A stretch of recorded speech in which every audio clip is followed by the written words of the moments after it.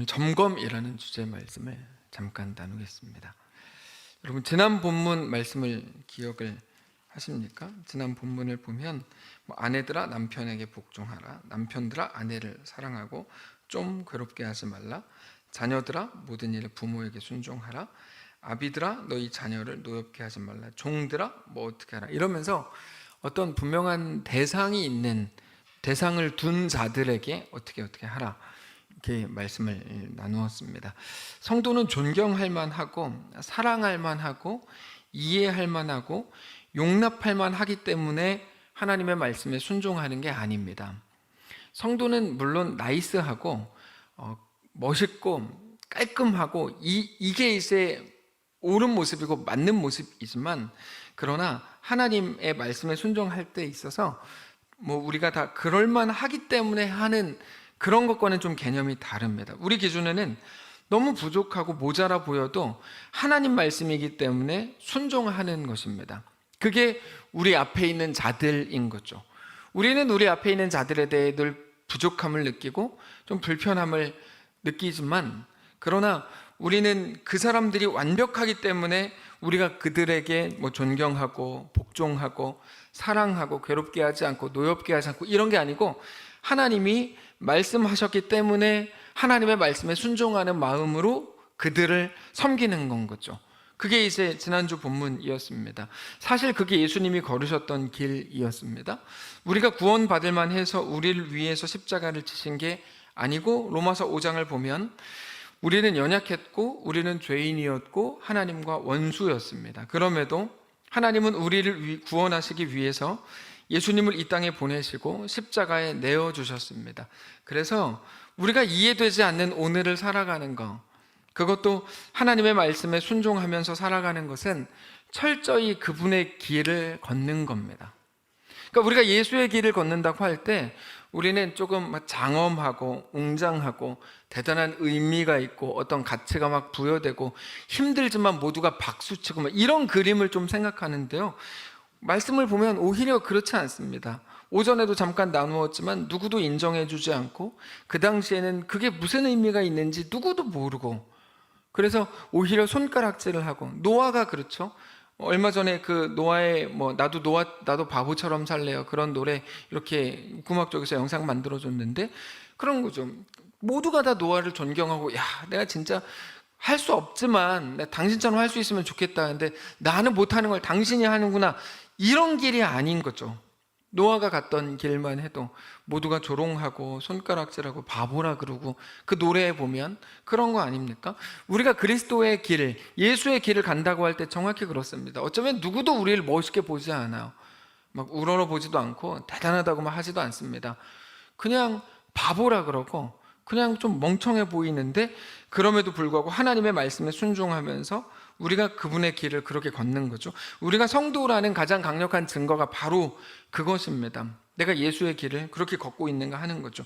근데 지난 본문 마지막 부분에 가족들에 대한 명령 이후에 종에 대한 명령이 나왔거든요.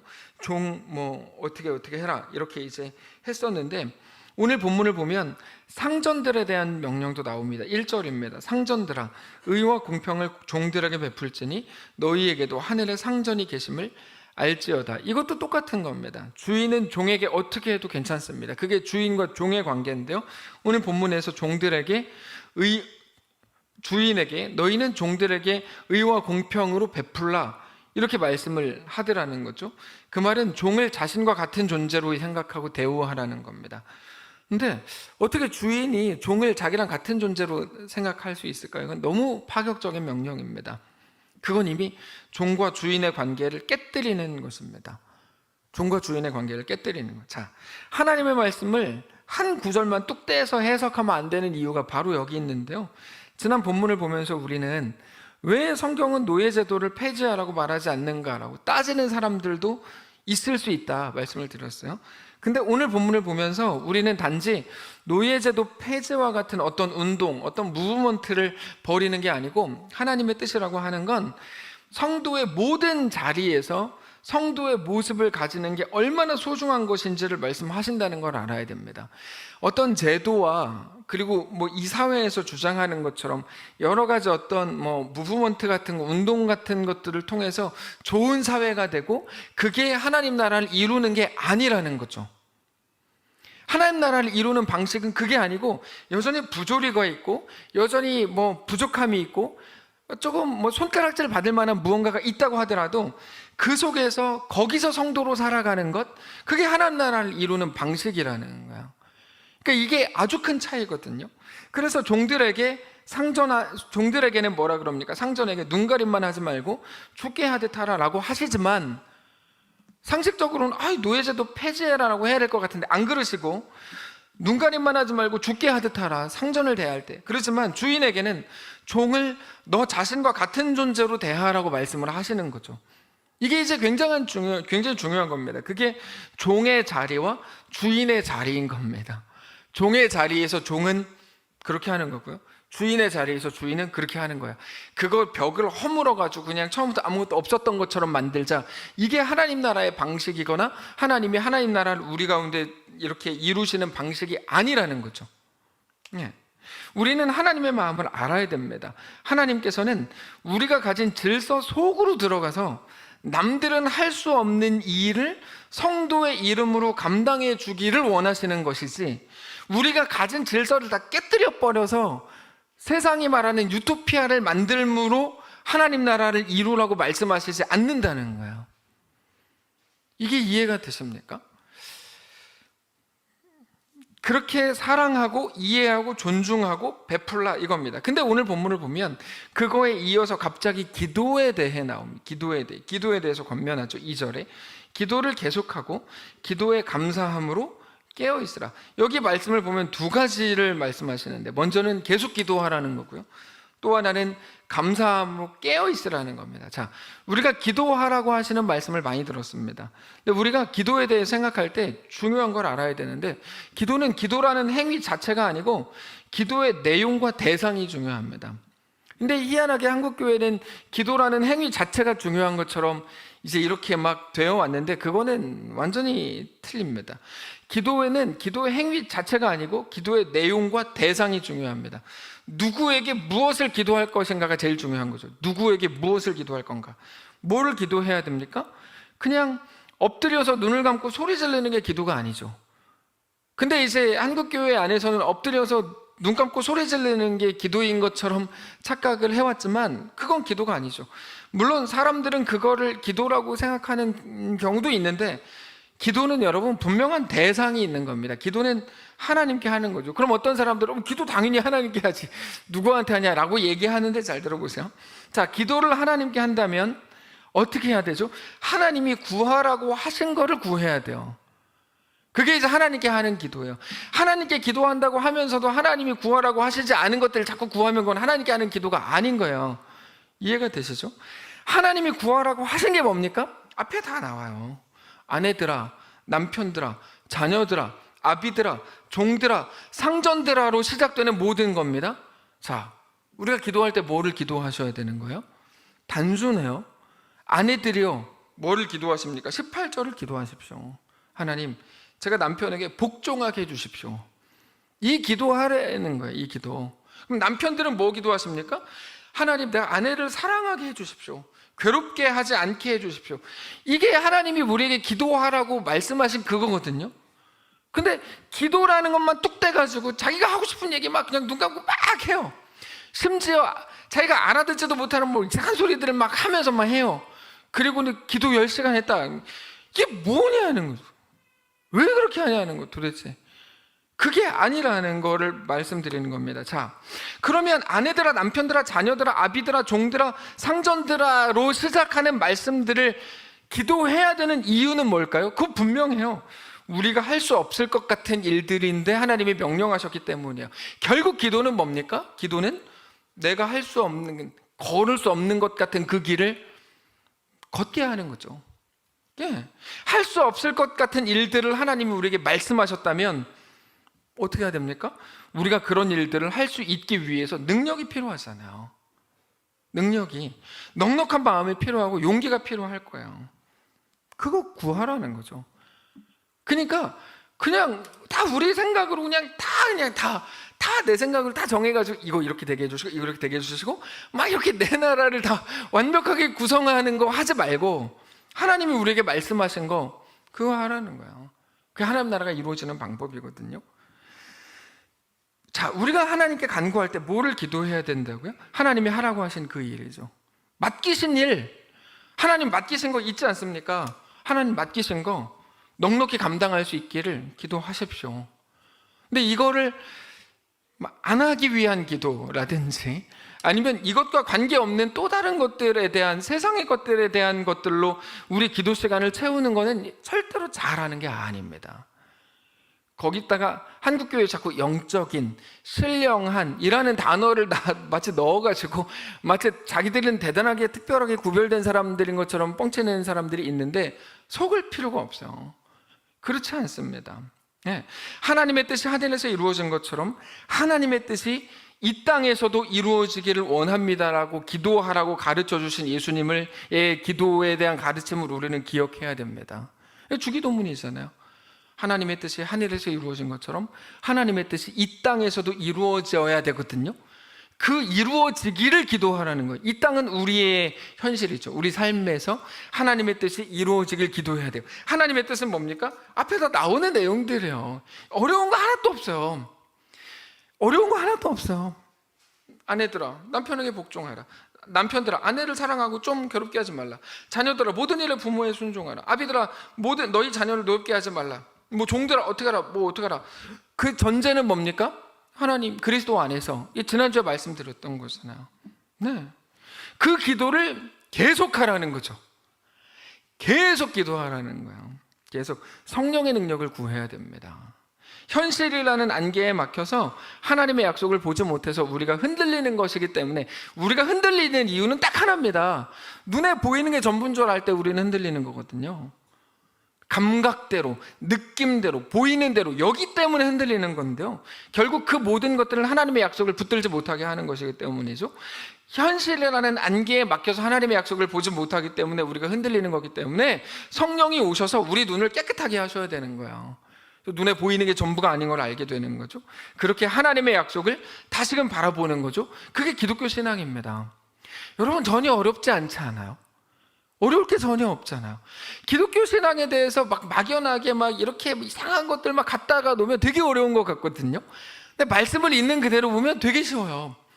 이렇게 하는 거 되게 신사적이고 멋있어요. 기독교 신앙이 엄청 멋있어요. 기독교 신앙은 하나님의 초월적인 능력으로 우리 암담한 현실을 쉽게 쉬운 걸로 바꾸는 능력이 아닙니다. 그렇지 않습니다. 우리 기도가 그런 식으로 채워지면 안 돼요. 잘 생각해 보세요. 현실이 뭐를 합니까? 눈에 보이는 것들은 어떤 역할을 하죠? 그것들은 우리로 하여금 하나님의 약속을 보지 못하게 합니다. 분명히 하나님의 약속은 여기 있는데 눈앞에 펼쳐진 현실들은 전혀 다른 거니까요. 우리는 그거에 대해서 기도해야 됩니다. 자, 현실 때문에 하나님의 약속을 보지 못한다면 우리가 해야 되는 기도는 뭡니까? 그러므로 현실을 없애주십시오가 아니고, 그렇게 기도할 수 있겠죠. 근데 그게 아니고, 그러므로 현실 속에서도 하나님의 약속을 바라보는 자가 되게 해주시고, 그렇게 용기를 가지고 하나님의 말씀을 살아내는 자가 되게 해주시기를 간구해야 되는 거죠. 그거를 위해서 계속 기도하고 계속 깨어있으라는 거예요. 그게 오늘 본문입니다. 그래서 바울은 이어서 뭐라고 얘기하냐면, 우리를 위해 기도하라, 자기를 위해 기도해달라는 거예요. 우리가 하나님의 일을 감당할 용기와 힘을 가지기를 기도해달라고 말하죠. 3절입니다. 또한 우리를 위하여 기도하되 하나님이 전도할 문을 우리에게 열어주사 그리스도의 비밀을 말하게 하시기를 구하라. 내가 이 일 때문에 매임을 당하였노라. 여기에서의 우리는 바울, 디모데, 에바브라 이런 사역자들입니다. 그들은, 특히 바울은 지금 감옥에 있습니다. 근데 감옥에서는 복음 증거에 대해서 너무 막히게 되니까 복음 증거가 막히지 않기를 위해서 기도를 부탁하고 있는 겁니다.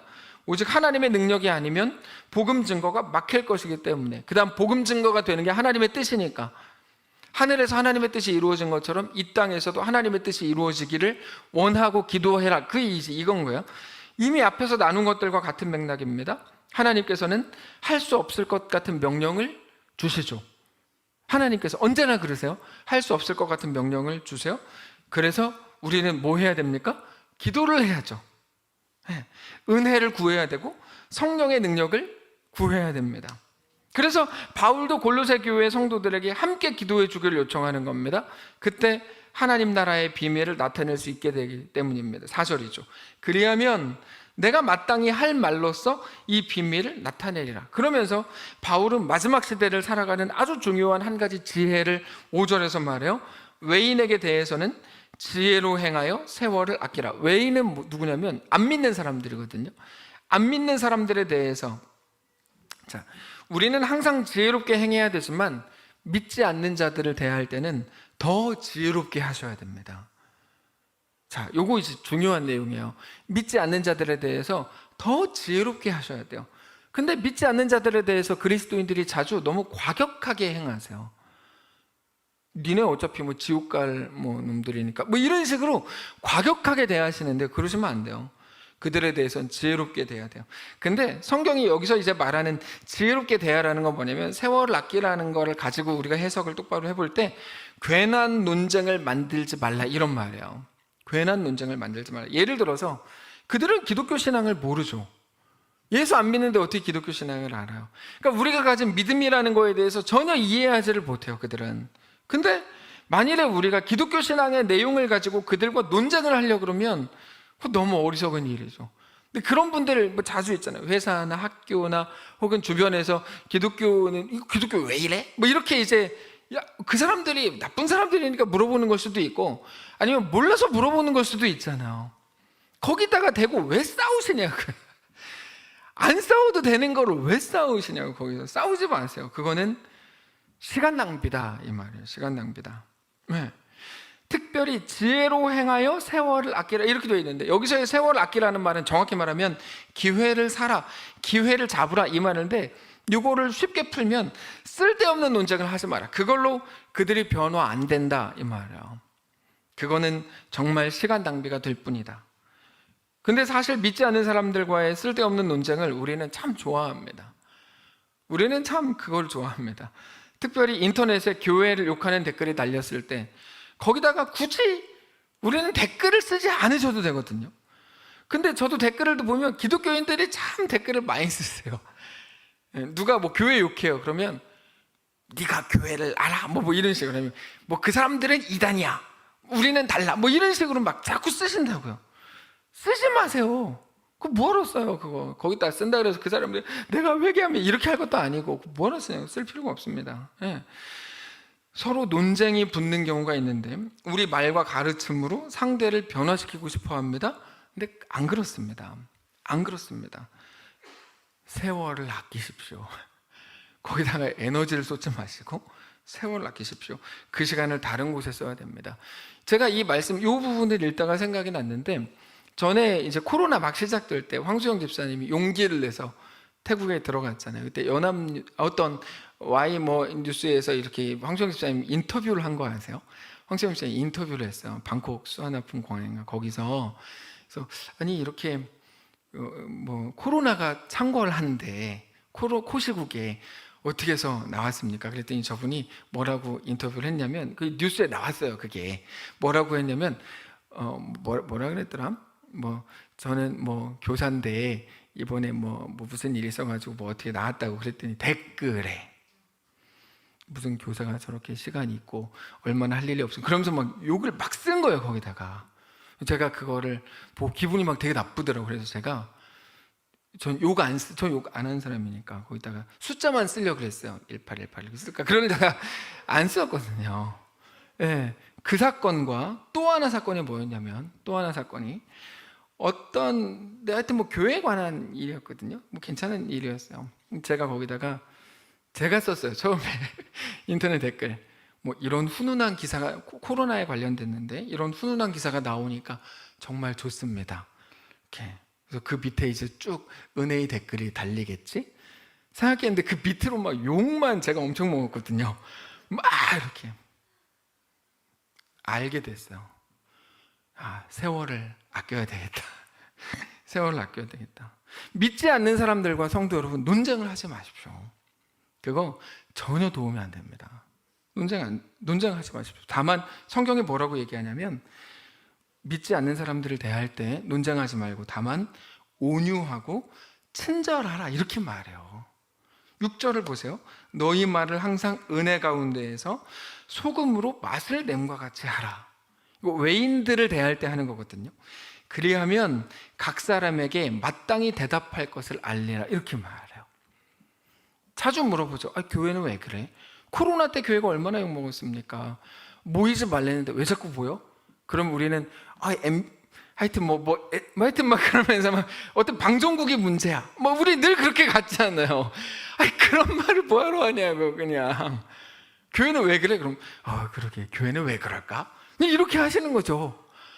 김현우 집사님처럼. 김현우 집사님은 그때 한참 했던 게 자기 본명을 바꿨잖아요. 김현우라고 하지 않고 딴 걸로 바꿨는데 하여튼 그래서 교회는 왜 그럴까? 그냥 그렇게 온유하게 하세요. 교회는 왜 그렇게 자꾸 모이지 말라는데 왜 모이는 거야? 그러면 그러게 왜 그러는지 나도 모르겠어. 그냥 교회 오시면 되는 거거든요. 아무것도 아니잖아요. 근데 거기다가 우리 욕먹는 거 우리 견디지 못하는 거죠. 네가 뭐길래 그래? 이렇게.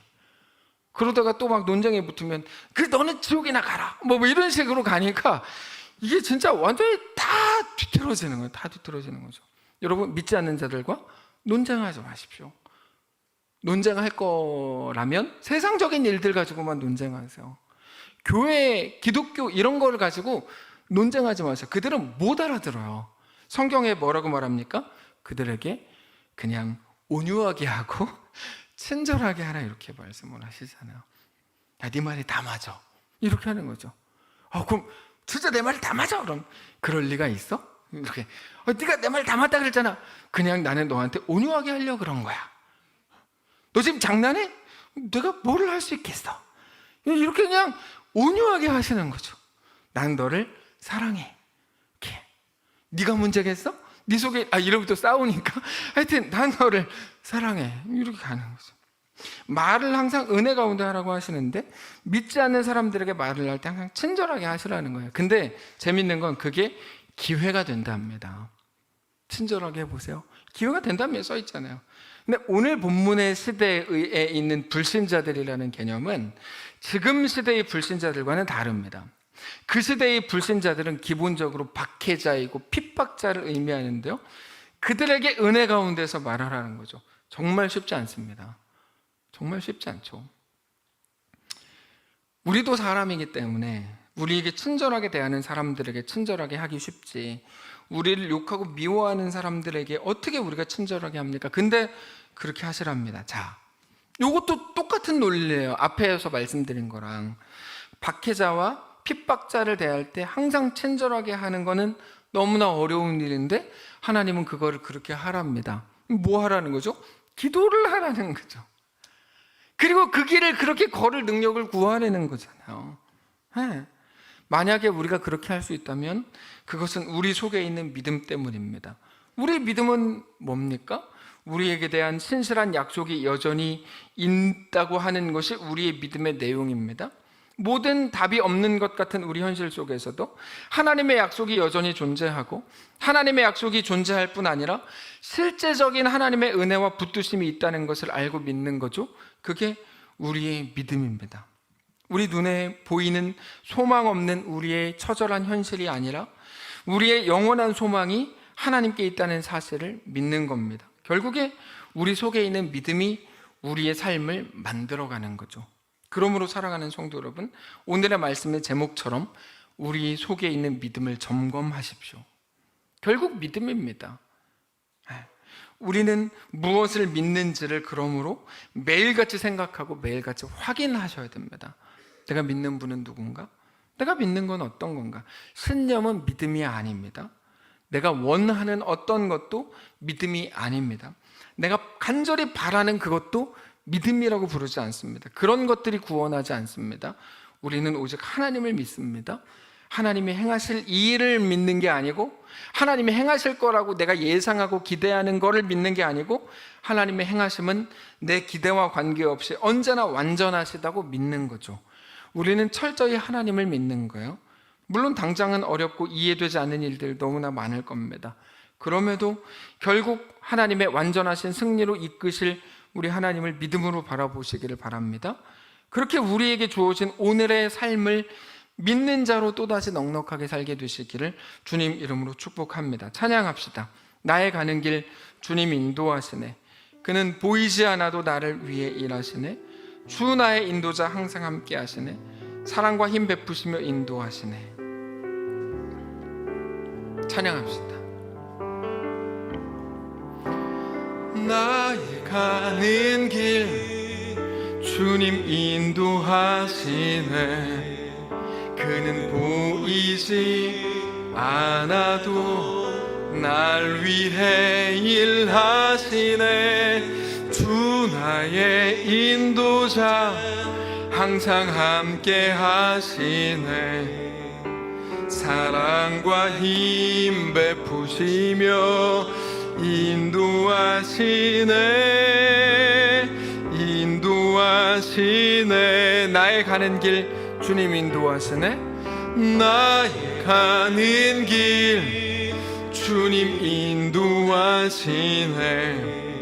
그는 보이지 않아도 날 위해 일하시네. 주 나의 인도자 항상 함께 하시네. 사랑과 힘 베푸시며 인도하시네. 인도하시네. 광야의 길을 만드시고 날 인도해. 광야의 길을 만드시고 날 인도해. 사막의 강 만드신 것 보라. 하늘과 땅 변해도 주의 말씀 영원히 내 삶 속에 새 일을 행하리. 나의 가는 길 나의 가는 길 주님 인도하시네. 그는 보이지 않아도 날 위해 일하시네. 주 나의 인도자 항상 함께 하시네. 사랑과 힘 베푸시며 인도하시네. 우리 다 같이 눈 감고 고백할까요? 나의 가는 길 주님 인도하시네.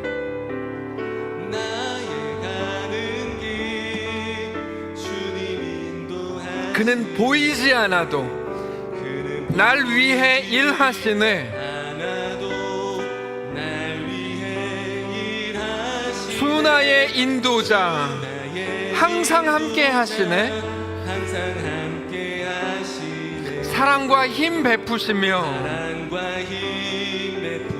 인도하시네. 인도하시네.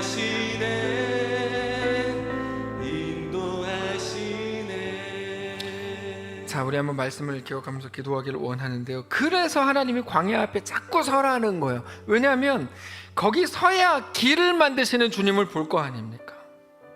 광야에 길을 만드시고 날 인도해인데 광야로 안 나가면 어떻게 광야에서 길을 만드는 하나님을 볼 거냐는 거죠.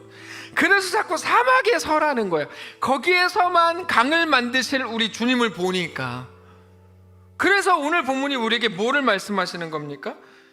앞에서 쭉 나온 내용들을 가지고 기도하라는 거죠.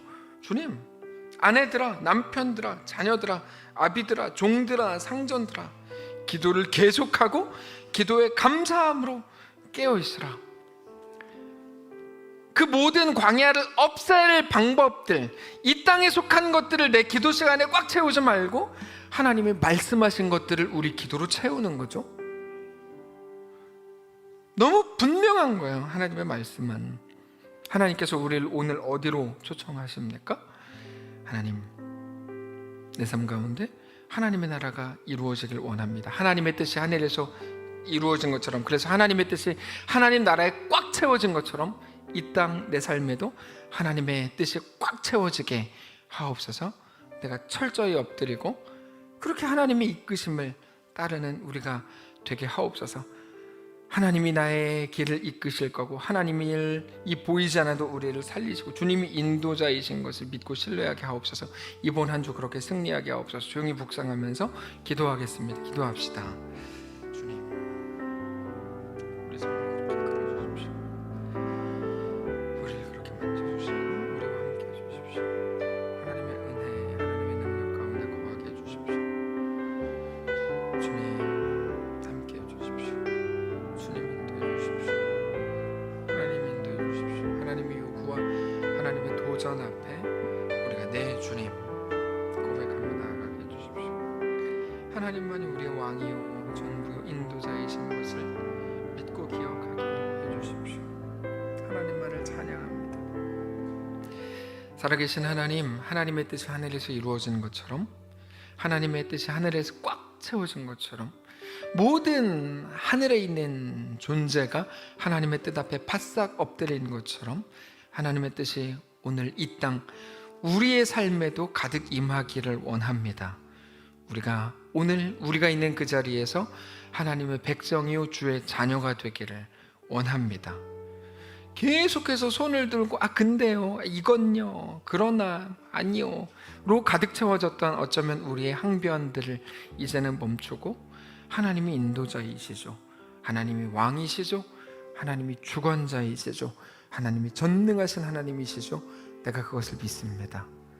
그래서 우리의 기도가 내 것을 이 땅에 채워가는 기도 이제 멈추게 하시고 하나님의 뜻이 내 삶 가운데 가득 채워지는, 그것을 위해 내가 더 엎드리게 되는, 하나님의 뜻 앞에 온전히 굴복하게 되는, 그 능력을 구하는, 그 성령의 은혜를 구하는 기도로 가득 채워지는 사랑하는 모든 성도를 다 되도록 하나님 아버지 인도하여 주옵소서. 그렇게 자라나고 싶습니다. 그렇게 주께 더 가까이 가기를 원합니다. 기독교를 매우 설명할 수 없는 신비로운 것들로 바꾸려고 했던 그동안의 모든 잘못된 습관들을 하나님 이제 우리가 멈추게 하시고 주 앞에 정직히 나아가 하나님이 성경을 통해 무엇을 말씀하시는지 보고 우리의 삶, 우리에게 이성을 주시고 지식을 주시고 또는 우리에게 경험을 주시고 인생을 주신 하나님 앞에 나아가 네 주님, 주님만 나의 왕입니다, 정직히 고백할 수 있는 사랑하는 모든 성도를 되도록 아버지 하나님 인도하여 주옵소서.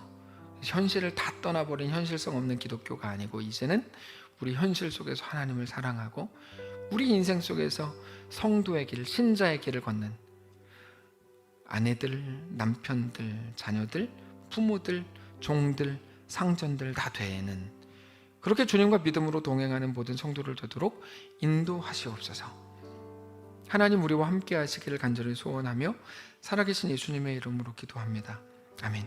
이제는 우리 구주 예수 그리스도의 은혜와 하나님 아버지의 다함없는 사랑과 성령의 교통인도 역사 위로 함께 하시는 은사가 이 시간 주를 바라보며 예수 안에 허락된 그 길을 믿음으로 걷기를 소원하는 모든 성도들 머리머리 위에, 그들의 가정 위에, 자녀들 위에, 직장과 사업장, 특별히 사랑하는 이 교회 위에 이제로부터 영원까지 함께 계실지어다. 아멘.